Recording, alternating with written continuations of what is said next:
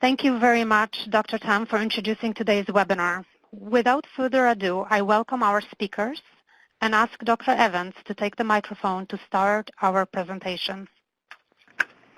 Thank you very much, Alexandra. I'm just waiting for the first slide to come up.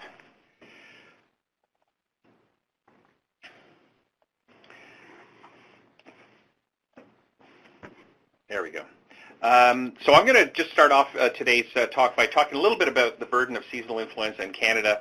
I'm sure many of the people who are participating today in today's webinar are aware of this, but we certainly recognize that seasonal influenza creates a significant burden to society in general and certainly to the healthcare system. Influenza is a respiratory illness caused by influenza viruses, and although it can be mild in some patients, particularly people who have either been exposed to strains or have been vaccinated, much more commonly it produces a severe illness, very commonly resulting in significant school absenteeism and work days lost. Influenza occurs with a striking degree of regularity, is seasonal in Canada, occurring during the late fall in through winter and the early spring in an unpredictable fashion. And epidemics do occur in Canada every year, and certainly outbreaks in certain regions can be quite profound. It is typically in the northern hemisphere where Canada lies low in activity during spring and summer, and it begins to rise as the colder months ensue. And of course, conversely, in the southern hemisphere, it typically is in the middle months of the year, June, July, and August. The graph you can see on this slide indicates the seasonal activity from last year, along with a sort of average, and this is based on influenza-like illness reports and visits to practitioners and sentinel organizations. Last year, in 2017-2018, was a particularly difficult year. I think many of you who were working last year know. It was a year predominated by H3N2, and there were substantial impacts in terms of mortality and healthcare utilization. The spectrum of influenza illness, as I mentioned, can be mild to more severe and complicated. For most seasoned clinicians, it's very easy to spot influenza. It usually typically occurs with a sudden onset of a fever, cough, and myalgias, which is fairly dramatic enough that many people can actually tell you within an hour of when their illness started. Other common symptoms include headache, chills, marked fatigue and lassitude, loss of appetite, and on occasion sore throat. And when one sees influenza, it's very easy to see how that is different from the usual kinds of respiratory illnesses that frequently occur during the winter season in Canada. So is influenza serious? It is very serious. This is an illness that lasts much longer than a typical upper respiratory tract infection caused by cold viruses, and can last upwards of a week and a half to 2 weeks in some cases, and severe illness can occur. We recognize that serious complications related to influenza can occur in groups that are at particular high risk, and those include pregnant women and women in the immediate postpartum period, infants and young children, particularly those under age 5, older adults over age 65, and adults and children who don't fit those age criteria but suffer from a number of chronic health conditions. Probably the most typical one that is commonly seen is diabetes.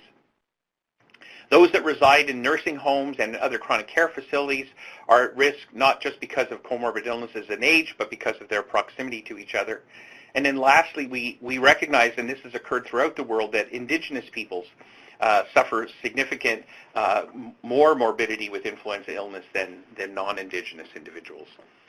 So that susceptibility and the risk for serious illness can be related to a number of those host factors, which include their living conditions as well as just the risk of serious infection.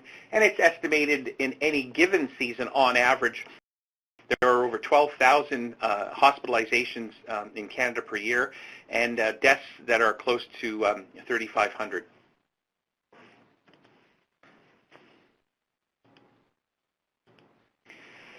So when it comes to differentiating influenza and common cold, this is a useful sort of table to look at, recognizing that in influenza, this is a more serious illness. It typically is characterized with a high fever, a significant cough, which is often non-productive and which can become severe, and with significant other phenomenon such as headache and myalgias that are very prominent features of the illness.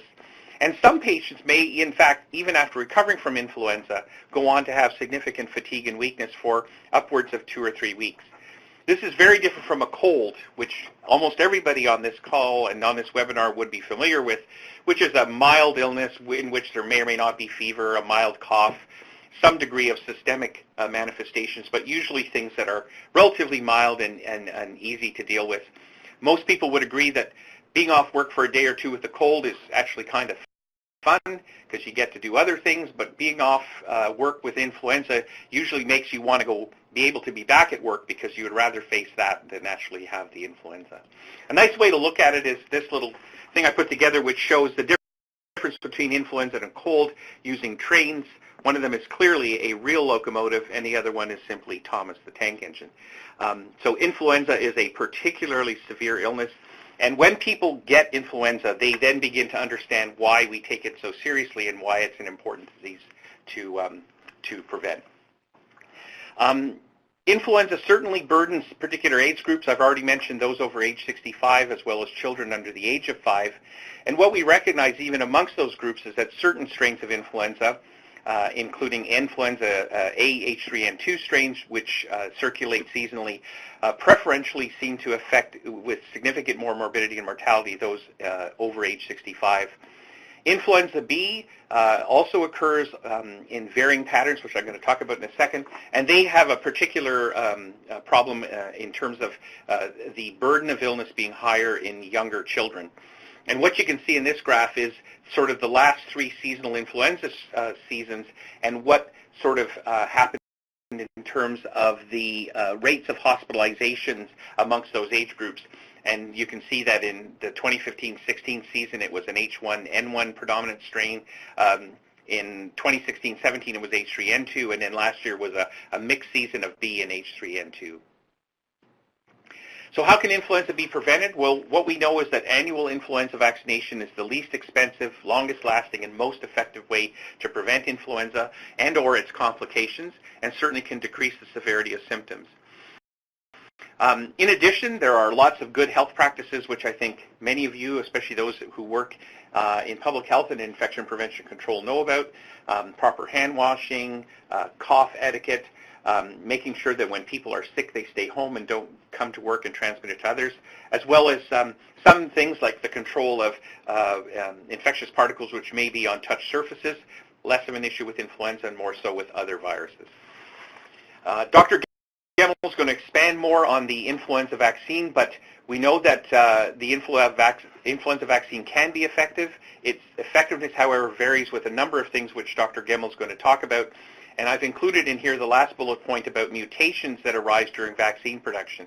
There may or may not be questions related to the fact that we are really looking for the technology to improve our influenza vaccination, but for now, this is our chief strategy and the most important strategy in terms of preventing influenza illness and or serious outcomes that has a public health benefit. This is just a sort of a schematic for those of you who are unfamiliar that any given season there can be a mix of viruses, influenza viruses that are causing seasonal influenza. This graph shows that, for instance, back in 1990-91 it was primarily an influenza B season. In 93-94 it was mainly an H1N1 season.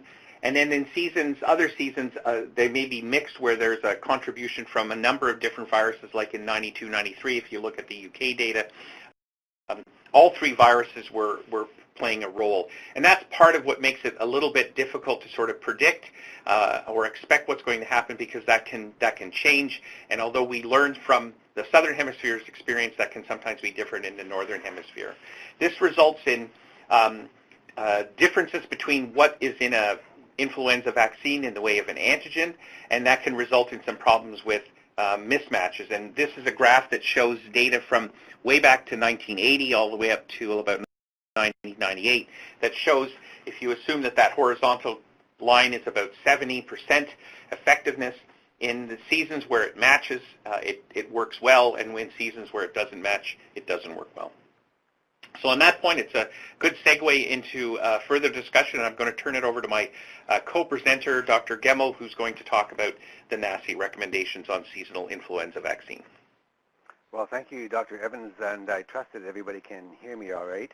I want to thank the National Collaborating Center for Infectious Disease for the opportunity to present on the recommendations from the National Advisory Committee on Immunization for the 2018-2019 influenza season.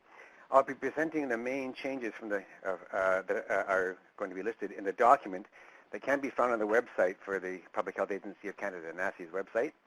And also please note that the vaccines that are available through provincial programs may not include all of the vaccines that I mentioned today, depending upon each province's program.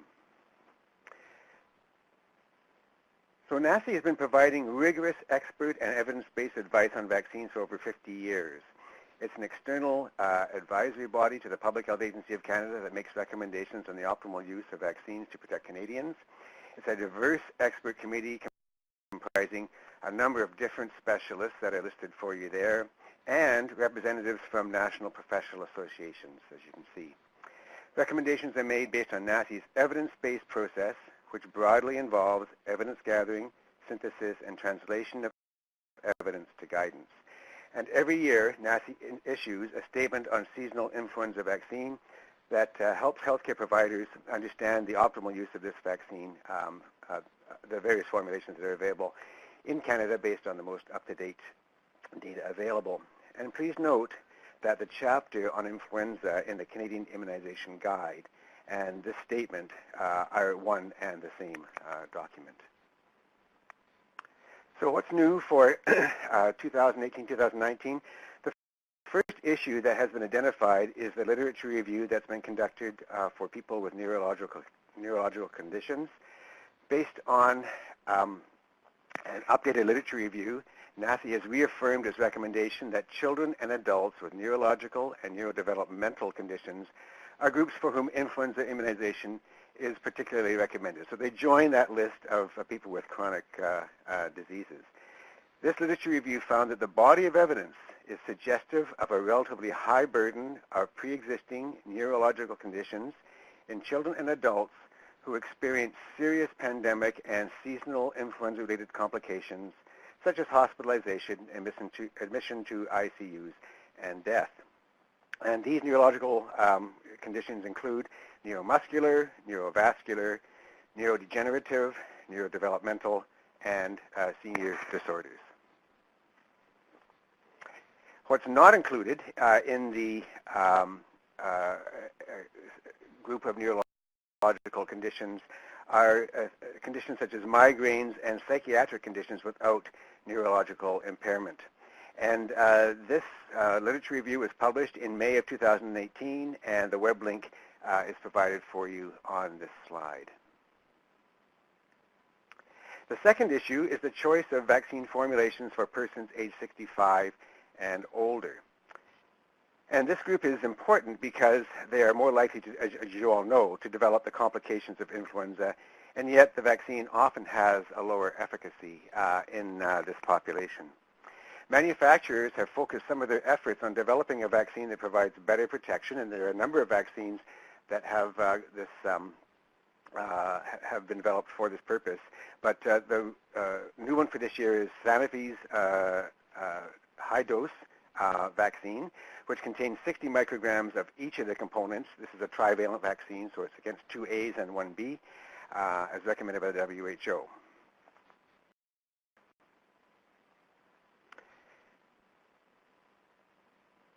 So this recommendations are based on the updated literature review, and through that, NACI concluded that there is no substantial change in the conclusions to be drawn from the scientific literature, but what is different is that NACI has updated its recommendation wording on the choice of vaccine for this group, and it's going to, as you'll see in a moment or two, depend upon how the vaccine is being used or provided, whether it's through individual recommendation to an individual patient or through programmatic situations where the provinces are providing vaccine to the population. So NACI has updated its recommendation, and it's based on how this vaccine is provided, as I mentioned. For the programmatic level, that's provinces and territories making decisions for publicly funded immunization programs, as opposed to the individual level. So this is an individual wishing to prevent influenza in themselves or a clinician wishing to advise an individual patient. And these two recommendations are different because the cost-benefit of vaccines must always be considered in provincial programs, but may be less relevant when an individual is deciding, for example, if the high-dose vaccine is not provided in their province, so they're deciding whether they are going to buy it for themselves. Further, without data on the relative efficacy and effectiveness between high-dose trivalent vaccine, MF59 adjuvanted trivalent vaccine, and quadrivalent vaccine, there is insufficient evidence to make a comparative recommendation on the use of these vaccines at the programmatic level. And that's a grade I recommendation, i.e. insufficient evidence. And therefore, at a programmatic level, NACI recommends that any of the 4 vaccines available for use in adults age 65 years of age and older may be used. That's standard dose TIV, high dose TIV, MF59 adjuvanted TIV, or QIV. This process allows provinces to decide which vaccine to purchase for their population. Some provinces will decide to pay perhaps a premium for a vaccine that they believe may provide higher relative vaccine efficacy, while others may stay with a standard dose. And for example, in Ontario, they have decided to offer high-dose TIV exclusively for people aged 65 years of age and over.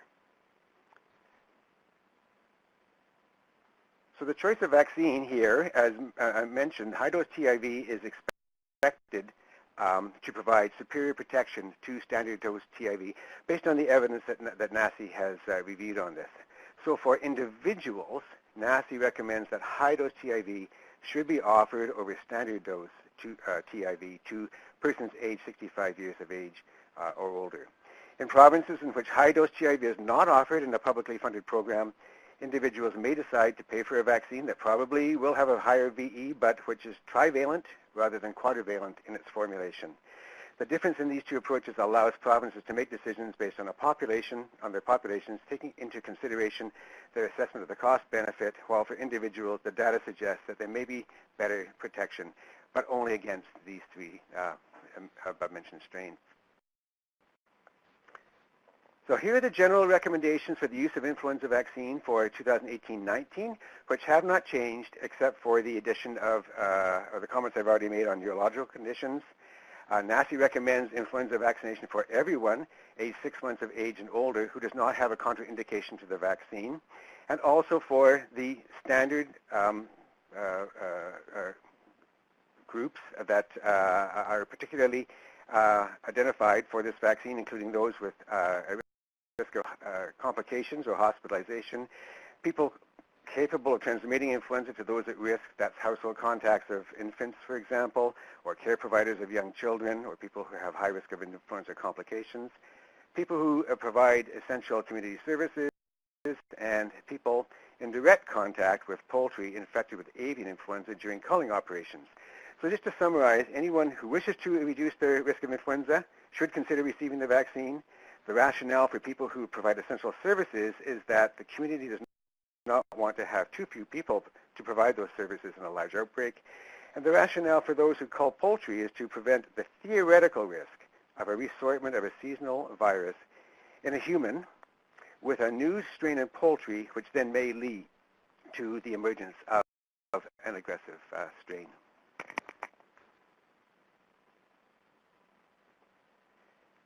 So this is a list of chronic medical conditions that are indications for influenza vaccine, and they have not changed except for the neurological conditions already mentioned. And it's really important to understand that influenza infection can lead to the worsening of these pre-existing conditions. Why pregnant women? There is now good evidence that women who have influenza during pregnancy have worse outcomes than women who are not pregnant. The risks are not great, but they are true relative risks. In addition, infants born to women who have had influenza in pregnancy do worse than other infants. Therefore, not only is influenza vaccine safe at all stages of pregnancy, but pregnancy is in fact an indication for immunization. In addition to protecting the pregnant mother against influenza, These women who are vaccinated against influenza will pass on antibodies that will help to protect the newborns in utero. Antibodies provided to the newborn via breast milk will also help. And if the mother does not contract influenza, she will not transmit it to a newborn. And therefore, NACI recommends the inclusion of all pregnant women at any stage of pregnancy to be recipients of influenza vaccine. Why older adults? Well, due to immunosenescence, that's the aging of our immune system, adults aged 65 years of age and older are at greater risk for serious influenza-related complications. While the severity of influenza varies from season to season, the burden of severe influenza disease, including hospitalization and death, is greatest in this group, as you all are aware. And in particular, influenza A, the H3N2 strain, disproportionately affects older adults in terms of hospitalizations and deaths compared to younger age groups.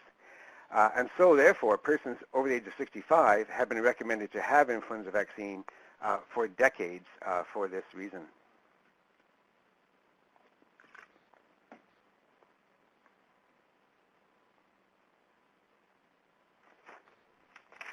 And why young children? Well, children younger than the age of 5, particularly those younger than 2, are at increased risk of influenza-associated complications, as has been demonstrated in the literature.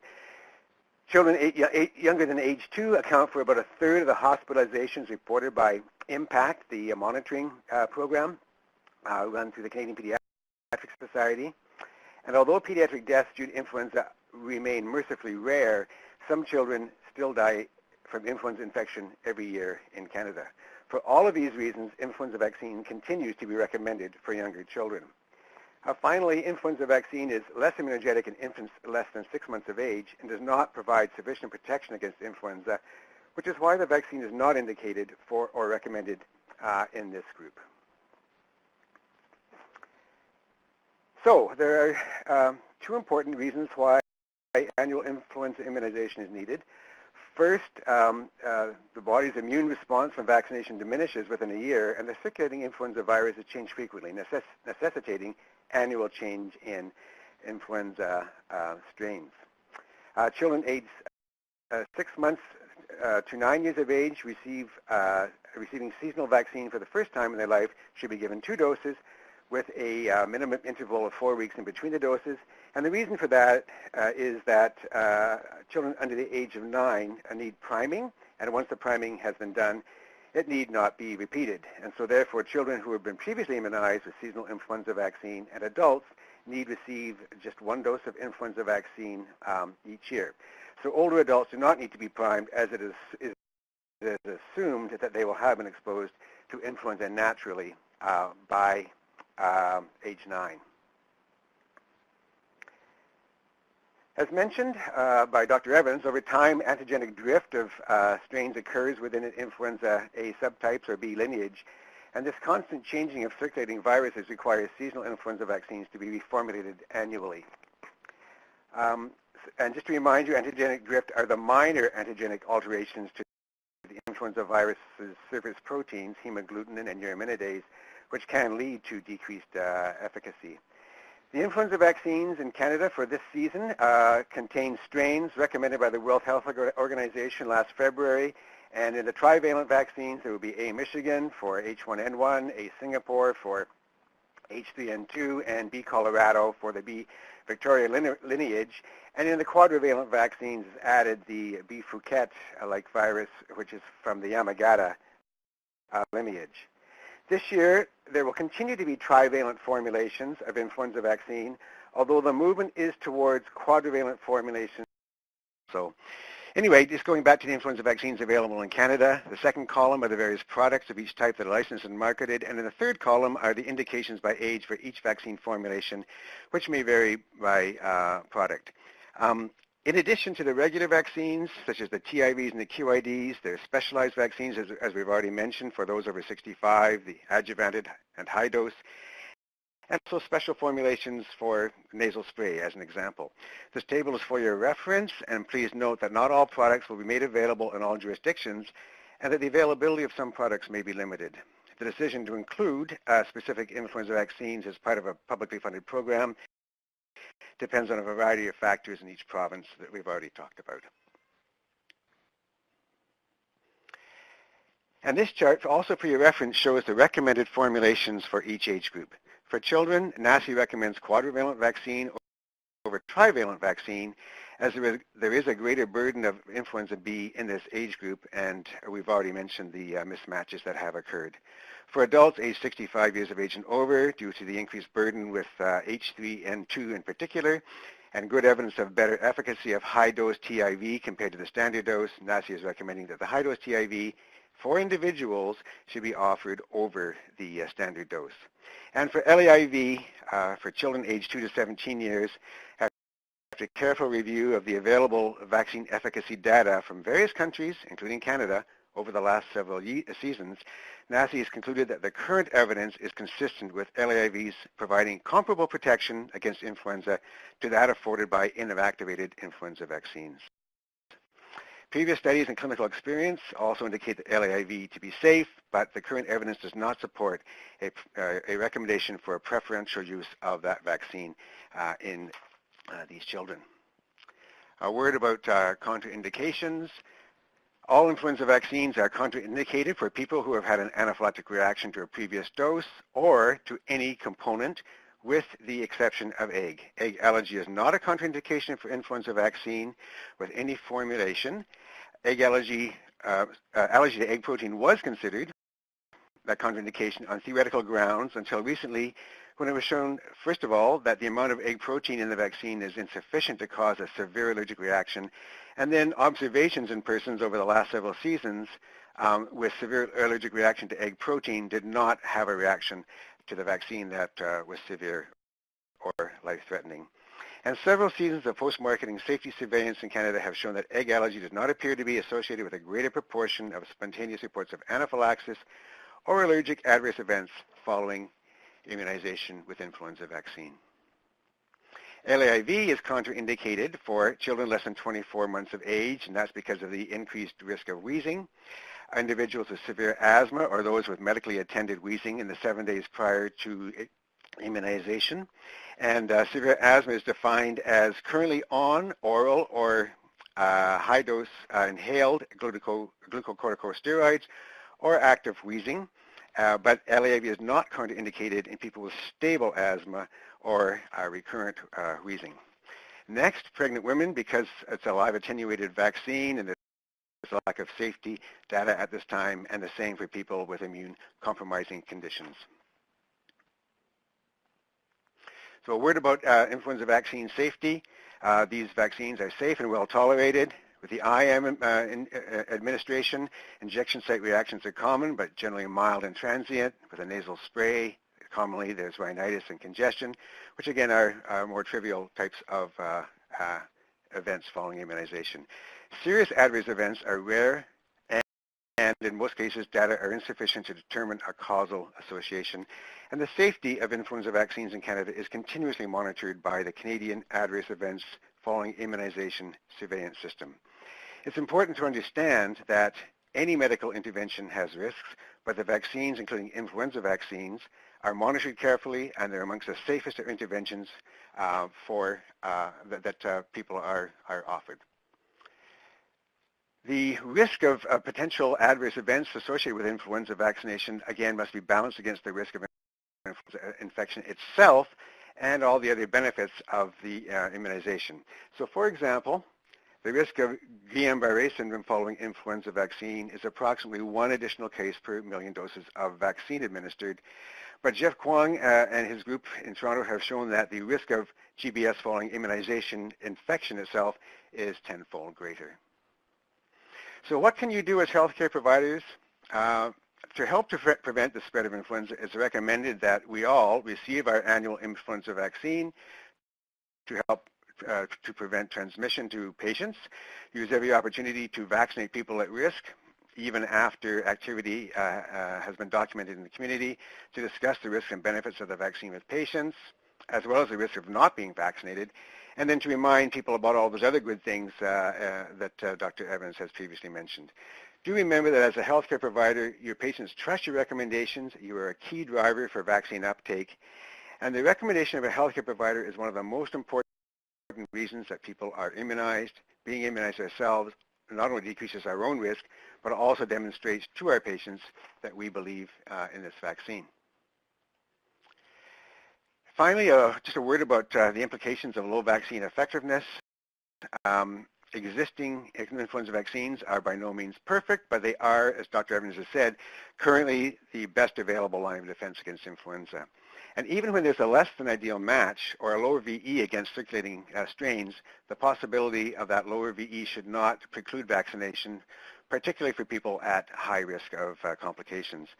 There have been some reports about decreased efficacy of the vaccine, and even that the receipt of vaccine in one season may lead to a decreased efficacy in the following years of vaccine.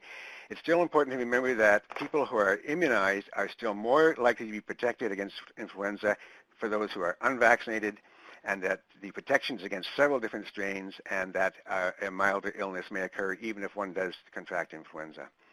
And then the other protective measures such as antiviral treatment and the non-pharmaceutical practices you've already heard about.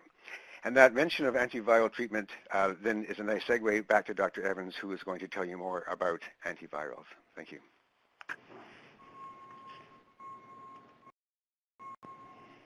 Thanks very much, Ian. So I'm going to just kind of quickly go through a little bit of our antiviral recommendations for seasonal influenza. And many of you know that we have been, as a specialty society of ID specialists and microbiologists, have been producing guidelines a fair bit. Back in 2005, we started to look at the whole role of antiviral therapy for seasonal influenza and ended up publishing a guideline next year. And then we've been revising and updating it, and eventually in 2013 we created a foundation document. And right now we're working on actually revamping the foundation document, and that's currently in review for publication. And many of you know we've also issued some statements to sort of back it up. This is just the membership of the committee. I want to acknowledge my AMMI colleagues who have worked on this committee. We this year brought in a couple of new members, Dr. Mubarika from Sunnybrook and Dr. Pappenberg from McGill, to sort of help us expand on the development of a new guideline document. I'm going to really quickly go over the general principles from our antiviral guidance. I'm going to talk about treatment of non-pregnant adults and talk about the difference between those with mild or uncomplicated disease and those who have moderate, progressive, severe, or complicated. Same thing for the treatment of infants, children, and youth. And then we'll talk about what you do with immunocompromised patients, pregnant women, obviously. And then I think into the area that I get most of the questions about, or our group gets most of the questions about, which is what to do in terms of chemoprophylaxis, post-exposure prophylaxis, early versus early therapy, and even a little bit about pre-exposure prophylaxis. So our document used a grade system to sort of look at where we made recommendations, strong recommendations, what we call an option, and sort of looked at the issue of either preponderance or balance of benefit or harm to make those decisions. So you can put those into context and you can see the quality of evidence that was used to support these recommendations. So general principles about antiviral therapy for influenza is that if you're going to use an antiviral, you should initiate that treatment as rapidly as possible. Initiation at less than 12 hours is probably even better at less than 48 hours, and 48 hours is the typical cutoff that's used for most of the manufacturer-approved regulatory requirements. And that's because it works better when you start it earlier.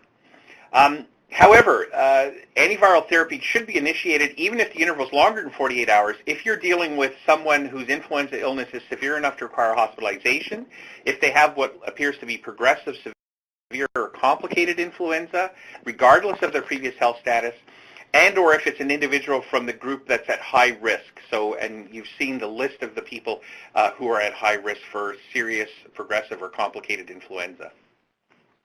In healthy people, there's not really likely to be a benefit from using the current neuraminidase inhibitors that are out there. So we are not advocating that all people with influenza should be treated, and if it's mild, self-limited, and that person's healthy, you could really argue that it's probably not going to be of benefit, and particularly should not be initiated if it's more than 48 hours of illness onset. If you don't give your patient antiviral therapy, we advise that you talk to them and speak to them about symptoms and signs of worsening illness that may warrant a reassessment. And generally speaking, treatment duration for the current neuraminidase inhibitors for antivirals should be 5 days and not longer. There was a lot of discussion during 2009 about longer courses of therapy for people who were hospitalized, but that data has not really suggested that that had any appreciable benefit for the added cost or exposure to antiviral drugs. So very quickly, in non-pregnant adults with mild or uncomplicated disease, you can consider using an antiviral for their influenza if it's less than 48 hours duration, but if it's more than 48 hours since their illness started, it is not generally recommended you treat them. If they have risk factors, however, even with mild disease, we suggest that you consider giving them initiated antiviral therapy immediately if their illness duration is less than 48 hours. If it's more than 48 hours, you can consider it sort of on a case-by-case basis, and we're still a little bit iffy in the setting of a mild influenza illness in somebody with risk factors. This is a little algorithm that just kind of lays out what I just finished saying, and you can see that basically in a non-pregnant adult with mild or uncomplicated disease, you're really looking at the risk factor initiation and the time interval. If we look at non-pregnant individuals, however, who have moderate, progressive, severe, or complicated illness, there's a number of things that we recommend. One is the consideration for hospitalization and, if necessary, admission to an intensive care unit. Oseltamivir should be started immediately. That should be started even if the interval between symptom onset and that administration is greater than 48 hours. Using zanamivir, inhaled zanamivir, instead of oral oseltamivir should be considered just in the settings where we might expect to see oseltamivir resistance, and so those would be people who are not responding to oseltamivir, people who have been on prophylaxis and are still ill, or if influenza B is present simply because zanamivir's activity against influenza B is greater than that of oseltamivir. This kind of lays out what we're talking about in the non-pregnant adult with moderate, progressive, severe, or complicated disease, and you can see the recommendations there that I've just summarized. In infants, children, and youth, again with mild or uncomplicated influenza, it's important to recommend that neuraminidase inhibitors are not currently approved in Canada for those under age 1 year, and consideration of use in them should be made on a case-by-case basis, and you may wish to consult either a neonatologist, pediatrician, or a pediatric ID person if you're considering that, and they can help to provide advice. In those under 5, because they're classified as a high-risk group, if they are otherwise healthy and have mild disease that doesn't require hospitalization, we're not routinely requiring antiviral therapy, and we consider it an option. And for those over age 5 who are otherwise healthy with mild disease not needing hospitalization, it is not routinely recommended, principally because they are the group that usually do reasonably well. In terms of timing, if the illness duration is less than 48 hours, oseltamivir, or if they're able to take it, inhaled zanamivir, does require a person who can, or a child or youth who can work the inhaled device, can be considered. If it's over 48 hours, it should be considered on a case-by-case basis. For infants, children, and youth with moderate or progressive illness, with or without risk factors, again, it's very much like the adult recommendations around hospitalization, potential admission to ICU if it's warranted. Treatment should be started immediately with either oseltamivir or zanamivir, and even if the interval is greater than 48 hours. Again, with the same recommendations around treatment with zanamivir, if you're dealing in a circumstance where you expect there is a small possibility that oseltamivir resistance may be present, because zanamivir is effective in those influenza viruses which have mutations which confer oseltamivir resistance. And the last bullet point is already on the previous slide. This is our algorithm, and when it's published, we'll certainly let people know. It is in our foundation document. If you go back and look at that reference to look at this table, because it doesn't come across well, obviously, on a slide being slightly bigger. For immunocompromised patients, our recommendation is to treat as soon as possible without any regard to the duration of illness. So this 48-hour window is kind of throwing out the window here, simply because we know, at least based on our experience from the 2009 pandemic, that these patients did seem to benefit if they were started on treatment and given antivirals. Early initiation therapy is preferred in immunocompromised patients over post-exposure prophylaxis. So although prophylaxis is effective with neuraminidase inhibitor, we feel that it's probably better to consider just if you have a patient who's been exposed to influenza, is immunocompromised and you have concerns about initiation, that they should just be informed and perhaps given a prescription, which they can initiate should they develop symptoms early, rather than just giving them post-exposure prophylaxis. The other issue has been presumptive therapy. If you have an exposed, susceptible, and profoundly immunosuppressed individual who is at very high risk of complications, you may want to consider presumptive therapy even before they develop the symptoms of illness, but the evidence to support that is not very good, and it's really considered an option.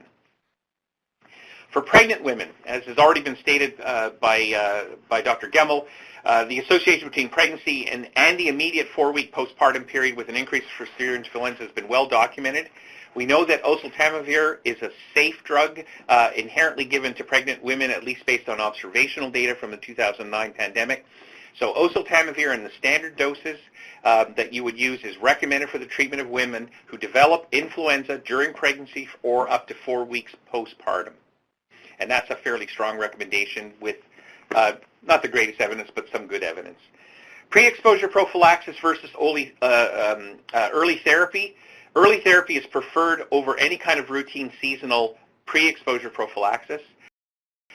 Any early treatment strategy should involve counseling and with arrangements for contacts to have medication on hand, so that's the sort of presumptive prescription that a physician or other prescriber could give the patient along with instructions. Selective PrEP, that is giving pre-exposure prophylaxis, can be considered in an attempt to bridge people with who may have problems with vaccine-induced immunity because there's about a 2-week period or so until the vaccine's effectiveness kind of comes on board. In people who are at high risk where vaccination is contraindicated, protection of patients at high risk and their close contacts. If there's a poor seasonal influenza match, sometimes we have that data by the time we get into the mid part of the season. And then very rarely for protection of family members or healthcare workers in whom influenza immunization is contraindicated. Dr. Gemmill's pointed out that's an uncommon event and are likely to have ongoing close exposure to unimmunized persons at risk.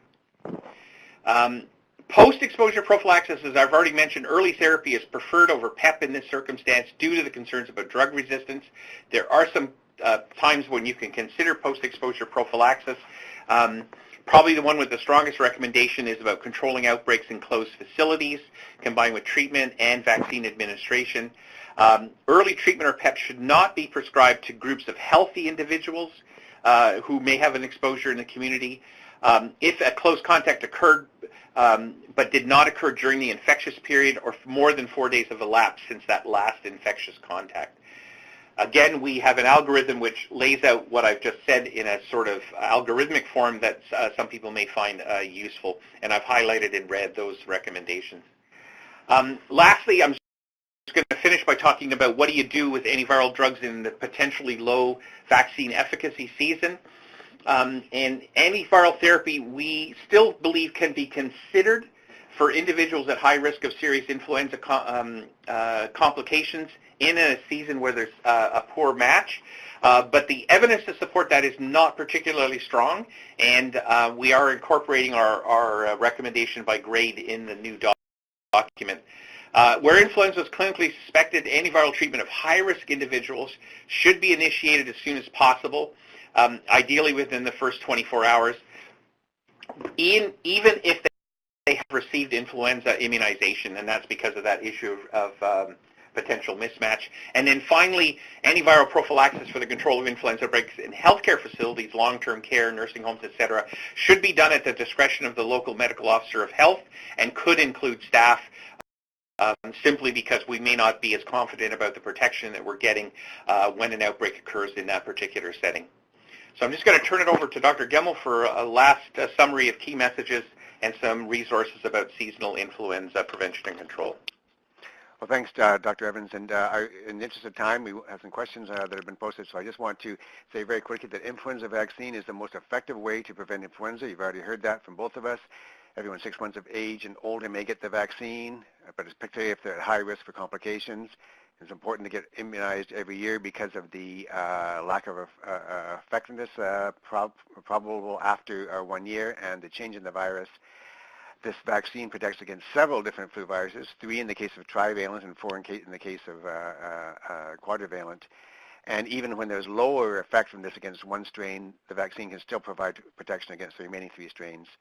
And you've already heard several times about the other ways of preventing influenza. So I just want to provide you with this list of resources: NACI statement on seasonal influenza vaccine, which the material I've taken has come from, AMMI's guidance on antiviral drugs. Then there's the seasonal influenza awareness resources at canada.ca, and the weekly Flu Watch influenza surveillance reports, which I guess we all should be having a look at every week to see what's going on. So thank you very much, and I guess it's time for questions, and back to Alexandra. Thank you very much, Dr. Gemmill and Dr. Evans. We have a few minutes for questions. So a number of questions have been posted in our chat pod. If you still have a burning question for our experts, please do post your question right now, and we will try to get to them.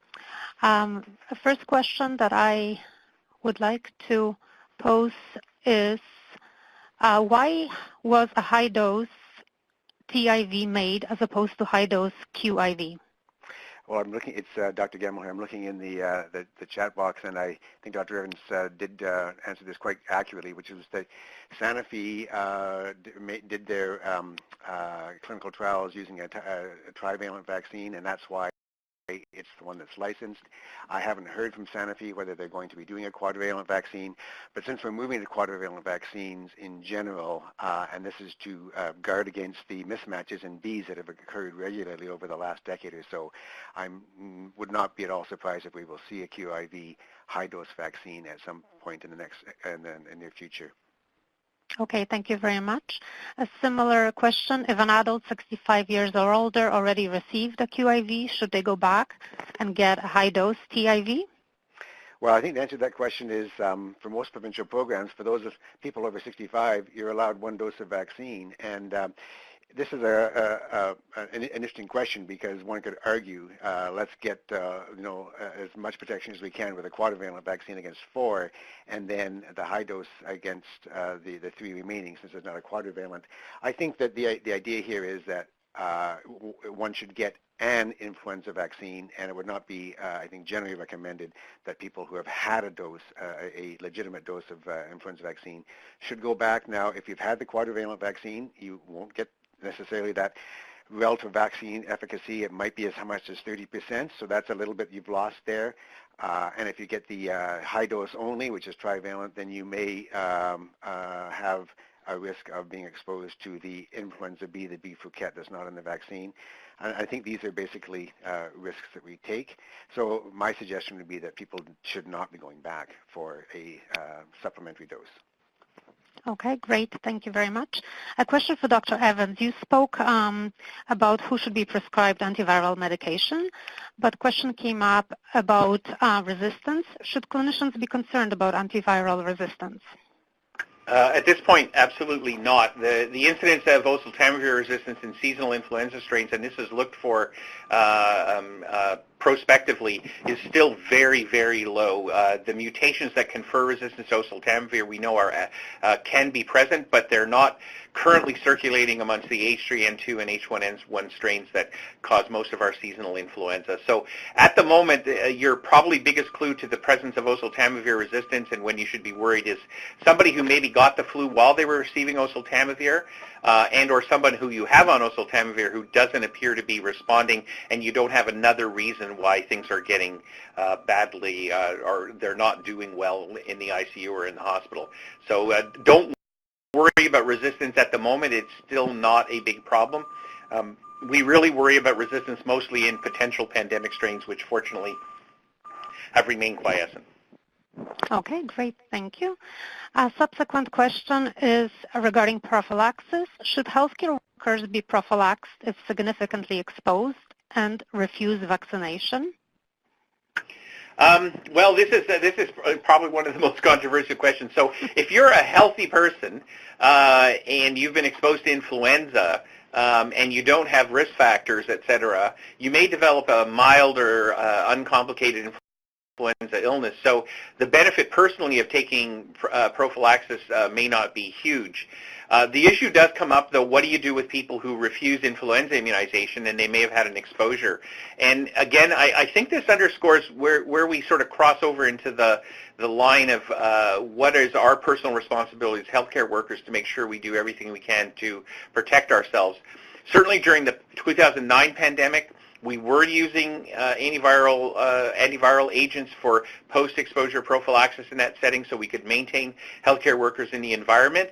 But that's something that when you actually have an available vaccine, why would you sort of necessarily do that? If the healthcare worker though has risk factors, then yeah, post-exposure prophylaxis is probably warranted, but not because they're a healthcare worker, but simply because they're at risk for more severe or progressive influenza. It's a tough question to really answer because it tends to sort of give an out for the idea that this is an alternative to immunization, and I would still really push the idea that immunization is the best mechanism for prevention. The reasons to not take it are that are, I would say, scientifically or medically legitimate are very few, and so in most cases I would still encourage them to get immunization. Post-exposure prophylaxis, if it's going to happen, it's going to happen probably with their own payment or pocketbook. I don't know that the system should necessarily provide that. That might be a controversial statement, but that's my opinion. Okay, great. One more question regarding prophylaxis.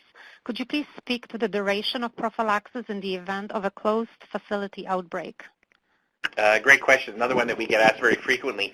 So typically, if there's an outbreak in a closed facility, people are being given post-exposure prophylaxis because they haven't had time to, get all the immunizations on board. It's typically done for about a period of 10 to 14 days, assuming that the person at the same time that the post-exposure prophylaxis initiated, they're given their immunization, because that should give them protection, bridging protection while we wait for vaccine efficacy to kick in.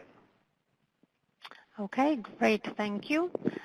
If I have a question regarding child's first vaccination, if in a child's first vaccination season they are not provided with 2 doses for priming, but only 1 dose, would it be recommended for them to receive 2 doses in the next influenza season or continue to receive a single dose? My understanding is that first dose will count as a priming so that they could get the 1 dose the next season. And so I think that was the way to manage it. But the best way of doing it, of course, is to provide the 2 doses in the same season, because there may be a slight change in the vaccine, as we're all aware. Okay, thank you very much. Well, this is all the time we have for today. There is many questions that unfortunately we're not going to be able to get to. On behalf of NCCID and Public Health Agency of Canada, I would like to thank all our speakers for informative presentations.